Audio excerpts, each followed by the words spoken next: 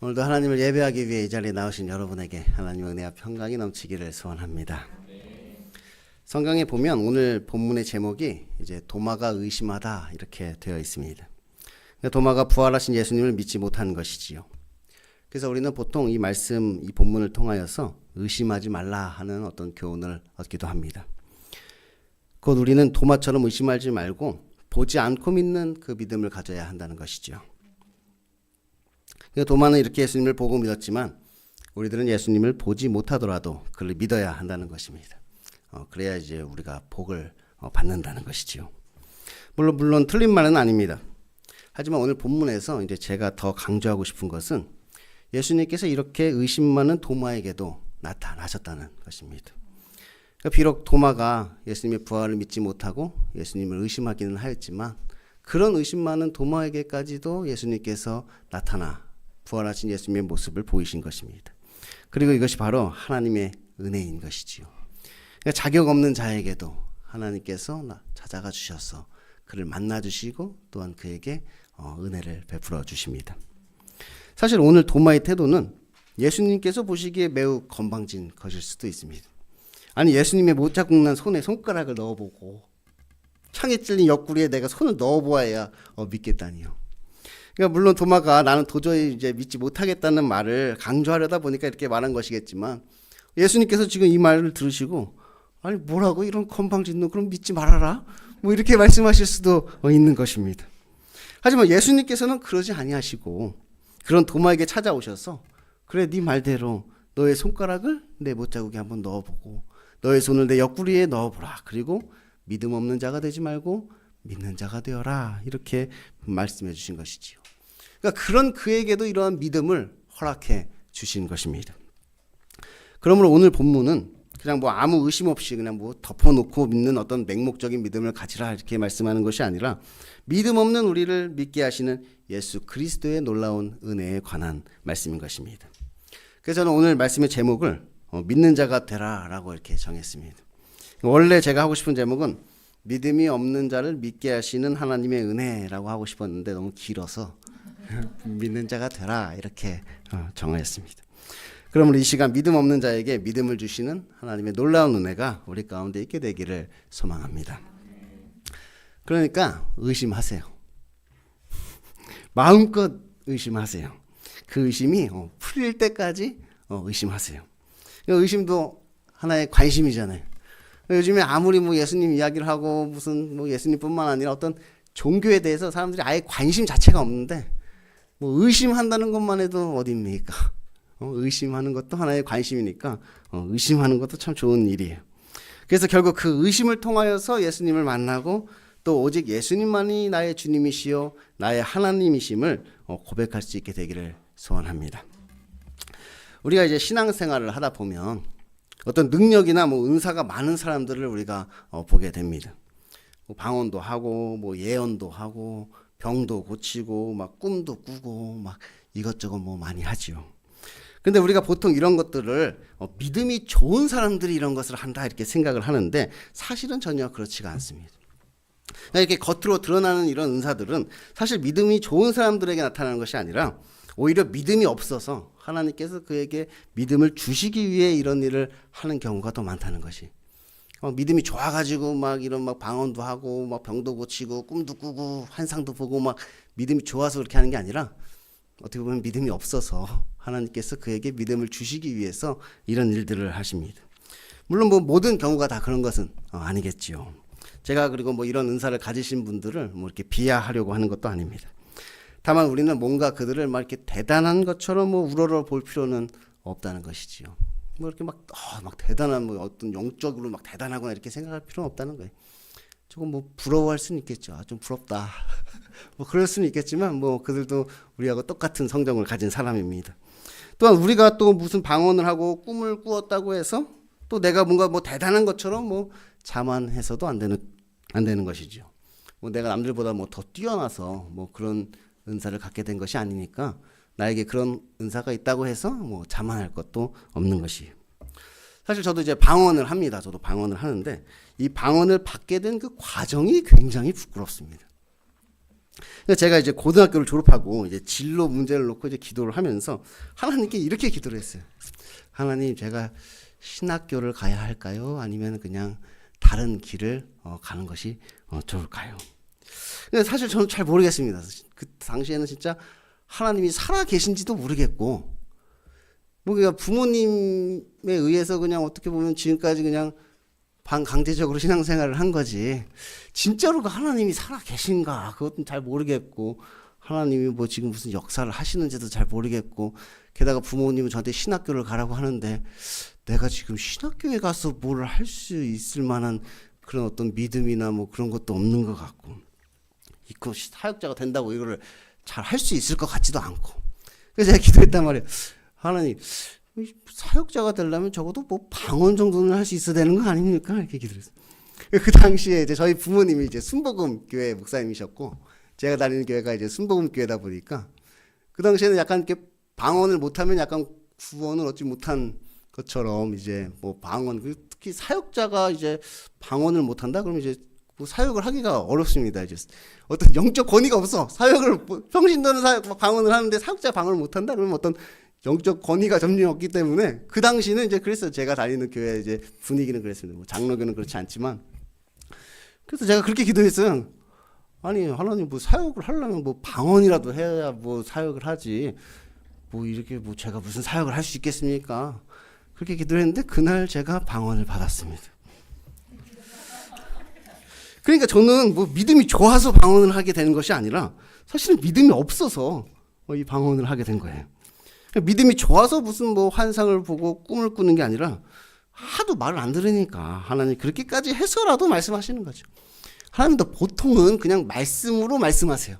보통은 이렇게 그냥 말씀을 통해서 우리에게 말씀을 하시는데, 하도 말해도 말을 안 들으니까 막 꿈에 나타나시고 막 환상을 보여주시고 막, 하나님도 어쩔 수 없는 거야. 말씀을 해도 안 들으니까 막 어떻게 해서든지 듣게 하려고, 믿음이 없어서 말을 안 들어서 그렇게까지 하시는 것 같습니다. 뭐 다 그런 건 아닙니다. 오늘 도마도 막 믿음이 좋아서 막 부활하신 예수님이 그에게 나타나신 것이 아니라 그가 믿음이 없었기 때문에 그에게 믿음을 주시고자 그를 찾아오셨잖아요. 그래서 제가 자주 하는 말이 있어요. 우리의 어떤 믿음이 기적을 일으킨 게 아니다. 막 우리가 믿음이 좋아서 막 할 수 있다 하면 된다, 막 믿음대로 된다 그래서 막 믿음이 기적을 일으킨 게 아니라, 기적이 우리에게 믿음을 주는 거다. 하나님께서 우리에게 믿음을 주시기 위해서 우리에게 어떤 기적을 보여주시는 것입니다. 오늘 믿음이 없던 그에게 예수님이 찾아오셔서 그에게 믿음을 주신 것이지요. 이것이 하나님의 은혜라는 것이에요. 예수님께서 도마에게 은혜를 베풀어 주셨고 또한 저에게도 은혜를 베풀어 주셨죠. 그래서 이것 한 가지만은 분명하게 믿습니다. 하나님이 살아계시다는 거. 저도 이제 그 사건 이후로, 그날 이후로, 그 전까지는 진짜 하나님이 뭐 살아 계신가, 계시기는 한 건가, 막 긴가 민가, 그냥 부모님이 그냥 이렇게 하나님 얘기를 하고 그러니까 그냥 그런가 보다 했는데, 진짜 뭐 하나님 살아 계신 거 맞아? 뭐 나한테 한 번도 뭐 역사해 보신 적이 없는 것 같은데 이렇게 생각을 했는데, 어쨌든 그날 이후로 하나님은 진짜 살아 계시고 기도 응답을 하든지 말든지 어쨌든 내 기도를 듣고는 계시는구나. 그것만큼은 제가 이제 확신을 하게 됐어요. 그리고 이제 앞으로 제가 목회를 계속 해야 할지 말지는 이제 좀 더 기도를 해봐야 되겠습니다. 사실 조금 아쉬워요. 그때 방언이 아니라 이 병고침의 은사를 달라고 했어서 내가 그때 왜 방언을 달라고 했을까?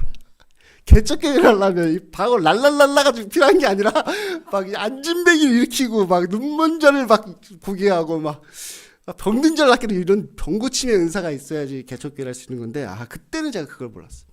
막 기도하면 막 금가루가 막 내리고 막 아말감이 금을 변하고 막 거기까지는 아닌가요? 어쨌든 막 능력이 있어야 되는데, 능력을 달라고 했었어야 되는데 그것이 좀 아쉬워서 좀 더 기도해봐요. 제가 목회를 계속 해야 될까요? 말아야 될까요? 목회를 계속 하려면 무슨 병고침의 은사나 좀 능력 정도는 있어야 되는 거 아닌가요? 이렇게 기도를 하고 있습니다. 어쨌든 여러분이 지금 예수님에 대하여 의심을 하고 있다면 주님이 곧 여러분에게 나타나실 것입니다. 그래서 하나님께서 친히 여러분의 그 의심을 모두 사라지게 만들어 주시겠죠. 우리의 의심을 확신으로 바꿔주시는 분도 바로 하나님이신 것입니다. 그런데 예수님께서 도마에게 말씀하셨습니다. 너는 나를 본고로 믿느냐? 보지 못하고 믿는 자들은 복되도다. 그러니까 이 복이라는 것은 하나님이 내려주시는 것입니다. 하나님께서 우리에게 복을 주시는 거잖아요. 근데 무엇이 복이냐? 보지 않고 믿는 것이 복이라는 것입니다. 그러니까 이것이 무슨 말인가 하면 하나님께서 지금 보지 않고 믿는 자에게 복을 주시겠다 이렇게 말씀하고 있는 것이 아니라는 것이. 그러니까 예수님께서는 보지 않고 믿을 수 있는 것이 복이다 이렇게 지금 말씀을 하시고 계십니다. 그러니까 우리가 뭐 보지 않고 믿으면 그냥 막 믿으면 하나님이 우리 믿는 자에게 복을 주시겠다 이런 게 아니라 보지 않고 믿게 되는 것이 그것이 복이다. 예수님이 그렇게 말씀을 하시고 계시는 거예요. 그러니까 부활하신 예수님께서 의심 많은 도마에게 나타나셨습니다. 그런데 사실 도마만 의심하였던 것은 아닙니다. 다른 제자들도 예수님 만나기 전에는 다 도마처럼 예수님이 부활하셨던 사실을 믿지 못했던 것이죠. 그러니까 도마만 의심했던 게 아니에요. 다른 제자들도 부활하신 예수님 만나기 전에는 예수님이 부활하셨다는 사실을 전해 들어도 그것을 다 허탄한 이야기로 듣고 믿지 않았단 말이에요. 그러니까 사실 부활하신 예수님을 보기 전에 예수님이 부활하셨다는 사실을 믿었던 사람은 아무도 없어요. 그러니까 요한복음뿐만 아니라 뭐 다른 복음서 다 뒤져봐도 부활하신 예수님을 만나기 전에 예수님을 믿었다는 사람의 기록이 없습니다. 누구 아무개는 부활하신 예수님을 보지도 않았는데 그는 예수님이 부활하신 것을 믿고 확신했더라. 뭐 이런 구절이 없단 말이에요. 복음서 다 보면 예수님이 부활하시기 전에는 다 예수님이 죽었다고 생각했고 다 예수님 죽은 가운데 비탄한 가운데 절망 가운데 슬피 울며 예수님이 죽음을 안타까워하고 있었지 누구도 그 부활하신 예수님을 믿은 사람은 없었던 거예요. 그런데 이제 보지 못하고 믿는 자들이 이제 있을 것이다 라고 예수님께서 지금 말씀하고 계신 것이, 왜냐하면 예수님을 직접 눈으로 보지 않아도 그를 믿게 되는 그 은혜를 이제 우리에게 내려주실 것이기 때문입니다. 그래서 너희들이 나가서 이제 복음을 증거하면 그들이 예수님을 직접 보지 못해도 너희가 전하는 그 복음을 듣고 이제 나를 믿게 될 것이라 이렇게 지금 예수님께서 말씀하고 계시는 것이, 그러므로 보지 않고 믿는 이 믿음도 하나님의 큰 은혜인 것입니다. 그러니까 하나님께서 주시는 놀라운 축복인 것이죠. 사실 우리가 보지 않고 믿을 수 있다는 것이 얼마나 큰 복인지 우리는 잘 모릅니다. 제가 앞에서 말씀드린 것 같이 이제 겉으로 드러나는 어떤 은사들은 그 효과가 사실 별로 오래가지를 않습니다. 그러니까 아무리 하나님께서 뭐 사람들의 병을 고쳐주시고 놀라운 일들을 일으켜서도 그냥 그때만 잠깐이지 이제 고침을 받고 나면 또 언제 그랬냐는 듯이 세상으로 달려나가는 것이지요. 실제로 제가 아는 어떤 분은 하나님이 병 고침의 은사를 주셨는데 그분은 오히려 이 병 고침의 은사를 다시 거둬가달라고 하나님한테 기도했다고 합니다. 왜냐면은 이제 교회에서 사람들이 이제 와서 이렇게 병 고침을 받고 나면 이제 그냥 세상으로 다 나아가는 거예요. 그러니까 오히려 마음이 너무나 이제 실망되고 상처가 돼서 차라리 이 병 고침의 은사가 없는 것이 낫겠다 그렇게 생각했다 그래요. 그러니까 우리가 어떤 문제가 있을 때는 예배도 잘 드리고 뭐 하나님께 기도도 열심히 하고 막 문제가 있을 때는 막 신앙생활을 잘 하는데 이제 문제만 해결되면 그냥 룰루랄라 이제 세상으로 떠나가 버리는 거예요. 그러니까 오히려 그냥 문제가 있는 것이 오히려 그에게 복인지 문제가 해결되는 것이 그에게 복인지 그런 경우들 많이 보게 되는 것이지요. 그래서 보지 않고 믿는 그 믿음이 우리에게 은혜라는 것이, 그런데 우리가 하나님께서 주시는 이 믿음의 은사를 받으면 보지 않고 믿을 수 있게 된다는 거예요. 그 믿음은 흔들리지 않는다는 거예요.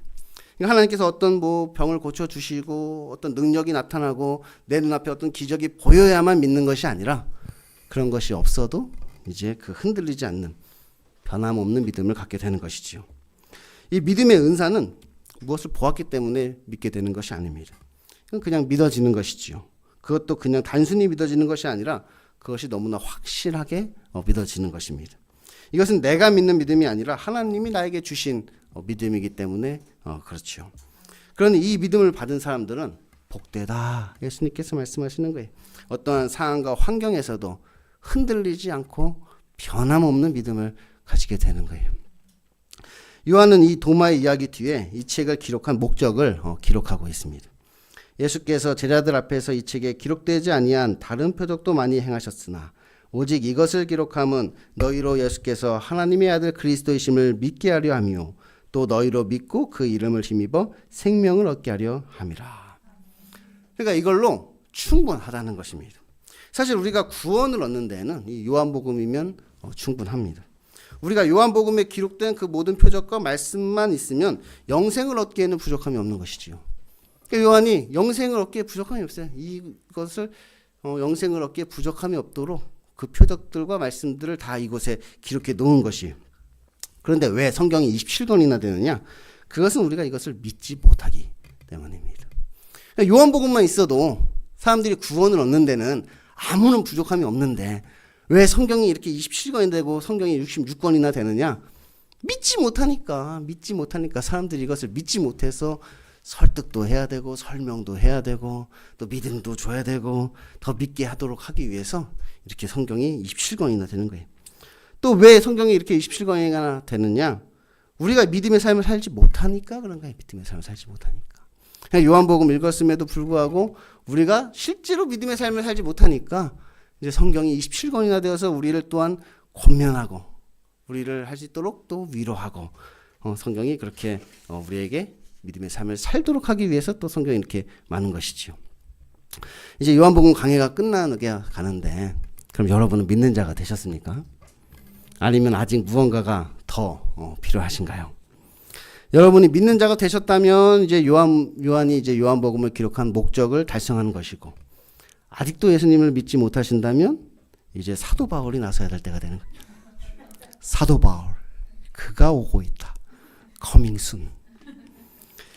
사실 우리가 이제 예수님을 믿지 못하는 우리의 태도가 예수님이 보기에는 매우 건방진 것일 수도 있습니다. 예수님 보실 때는 아니 도대체 아직도 나를 못 믿는단 말이야 이렇게 예수님이 생각하실 수도 있어요. 하지만 예수님께서는 그런 우리들을 그냥 내버려 두시는 것이 아니라 우리에게 찾아와서 또한 우리에게 믿음을 허락해 주신다는 거예요. 말씀을 해주시고 때로 말을 안 들으면 막 꿈에 나타나시고 환상을 보여주시고 이 사람을 통해 이야기하고 저 사람을 통해 이야기하고 막 여기저기서 말씀을 주시면서 우리를 인도하시고 우리를 믿게 하시는 것이죠. 적어도 여기 다상동행교회에 오신 분들은 정말로 하나님의 특별한 택하심을 받은 자들입니다. 왜냐하면 우리 교회는 정말 아무나 올 수 있는 교회가 아니란 말이에요. 이 작은 개척교회 병고침의 은사도 없고 간판은 또 막 보라색이야. 이런 교회에 여기 앉아있다? 야 이거 뭐 아무나 올 수 있는 게 아니고 그냥 보통 사람들은 여기 오고 싶어 하지를 않아. 그냥 오고 싶어도 못 오는 건 아닌데 아예 오고 싶어 하지를 않는단 말이야. 근데 우리가 지금 여기 앉아있잖아요. 그래서 우리는 결국 오직 예수님만이 나의 주님이시요 나의 하나님 되심을 고백할 수밖에 없게 되는 거예요. 아니 내가 어쩌다가 여기 앉아있게 됐지? 도대체 나는 어떻게 하다가 야 이거야말로 기적이다. 기적 아닌가요? 지금 여러분들이 여기 앉아있는 게 기적이야. 여러분들이 지금 여기 앉아서 예배드리고 있는 것 자체가 정말로 기적입니다. 하나님이 강권적으로 역사하지 않는 이상 여기 올 수 있는 사람은 아무도 없어요. 사실 예수님은 나의 주님이시요 나의 하나님이신다는 이 도마의 고백은 아무나 할 수 있는 고백은 아닙니다. 오직 이것은 예수님의 부활하신 예수님을 만난 자만이 할 수 있는 고백인 거예요. 나의 삶 가운데 그 부활하신 예수님을 경험한 자만이 이런 고백을 할 수 있게 된단 말이에요. 전에 베드로가 예수님께 자신의 신앙을 고백한 적이 있습니다. 너는 나를 누구라 하느냐 이렇게 묻는 질문에 베드로는 주는 그리스도시요 살아계신 하나님의 아들이니다 이렇게 고백하였죠. 그런데 오늘 이 도마의 고백은 이 베드로의 고백보다 한 단계 더 업그레이드된 고백입니다. 그러니까 물론 이 베드로의 고백도 훌륭한 신앙 고백인 것은 맞습니다. 그러니까 요한복음의 목적이 너희로 예수께서 하나님의 아들 그리스도이심을 믿게 하려 함이라고 하였으니까 베드로는 벌써 그때 이것을 깨달은 것이죠. 벌써 그 옛날에 이것을 믿고 그것을 고백한 거예요. 하지만 베드로는 결국 예수님을 부인하게 됩니다. 그러니까 베드로는 이것을 지식적으로는 알고 있었지만 이것이 그의 삶이 되지는 못했던 것이에요. 그러니까 그가 가진 지식이 그의 삶으로 나타나지는 못했던 것이지요. 다시 말하면 그가 지식적으로는 알고 있던 그 하나님의 아들 그리스도 예수가 나의 주님이시요 나의 하나님이 되지는 못했단 말이에요. 그러니까 지식적으로는 알고 있었는데 실제로 그 예수님이 나의 주인이 되시고 나의 하나님이심을 고백하지는 못했던 거예요. 그러므로 이제 우리는 이 요한복음의 또 다른 목적에 귀를 기울여야 합니다. 또 너희로 믿고 그 이름을 힘입어 생명을 얻게 하려 함이라. 이제 우리가 예수님이 누구신가에 대해서 지식적으로 알았다면 이제 그 이름을 힘입어 생명을 얻게 되는 그 믿음의 고백이 우리 가운데 있어야 하는 것이지요. 그 예수님이 나의 주님이시요 나의 하나님이 되어야 하는 것입니다.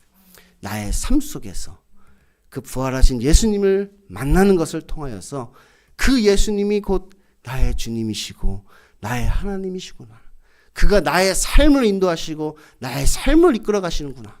정말로 나의 삶 속에서 그가 역사하시는구나. 그것을 고백할 수 있게 되어야 하는 것이에요. 그런데 이것은 뭐 제가 어떻게 해드릴 수가 없습니다. 그러니까 제가 여러분에게 뭐 예수님이 누구신가에 대해서 뭐 이렇게 지식적으로는 알려드릴 수 있으나 제가 여러분에게 그것을 믿도록 할 수는 없는 것이죠. 그것은 이제 여러분의 몫이라는 것이 여러분이 이제 하나님과 해결해야 할 일인 것이죠. 그러니까 우리가 무슨 성경 공부도 하고 뭐 제자 훈련도 하고 하잖아요.